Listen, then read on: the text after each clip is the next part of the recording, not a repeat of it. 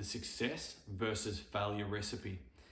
Now, I always have players that tell me, I always get to 4-1 up and I end up losing the set, or I know that I'm going to serve 20 double faults in matches and that's why I always lose, and I always get tight on my forehand and that's why I can never win a match because my forehand tightens up.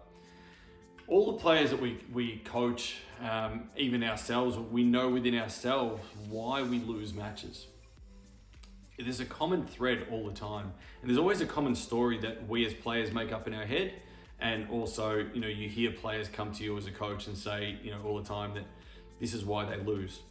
So everyone that we deal with in tennis knows their failure recipe, what they do to lose matches all the time. It's always a commonality. But how many of them actually know what they do to win? What's their success recipe? And I've always used this theory of a recipe because we know what goes into a chocolate cake to make a good chocolate cake. But if we miss ingredients, then that doesn't become a chocolate cake. If you're missing the chocolate from the chocolate cake, it just becomes a cake. So basically what we want to do is create within our players a recipe that is the steps that they take all the time that helps them to win matches. Now, how do we create that?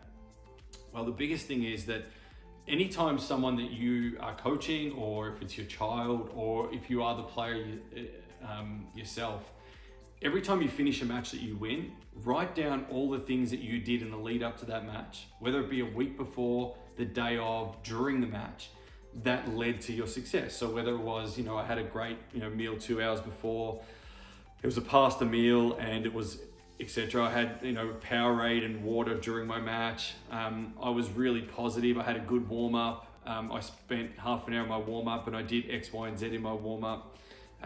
My strategy was to stay present and to use my big serve, my big forehand. You write it all down. And after a trend of about 5 to 10 matches, what you'll start to see is every time you win, there'll be common threads within those 5 to 10 wins. And what you start doing is creating what you did the week before, that worked for all of those matches, what you did the day before, what you did during the match, and you start to create your recipe. Now, it's important to understand that it is your recipe, not somebody else's. So don't look at what everybody else does to win and think that you have to implement that. It's about what you do to perform, right? So if you know that you have pasta 2 hours before, you have a sandwich an hour before, you have banana during your match, you've warmed up with a certain player that gives you good consistency, good rhythm, you get to the tournament 2 hours early, you get in your own mind space for 20 minutes before the match with your earphones in and a certain song playing, then let's do that all the time. Let's create in our mind a comfort of when I do these things all the time, I play well. And if you can create your own success recipe, you'll start to achieve success more often.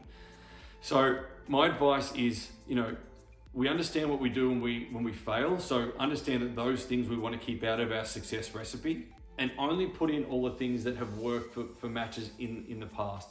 And over time, we'll create our own recipe. So if you're a player out there, if you're a coach out there, if you're a parent out there, making sure that we start to water what we want to grow, grab the things that are working more often for you to perform or for your players to perform, put them into your success recipe, and let's do that every single time you step on a court and keep creating that over a period of time until your recipe is set.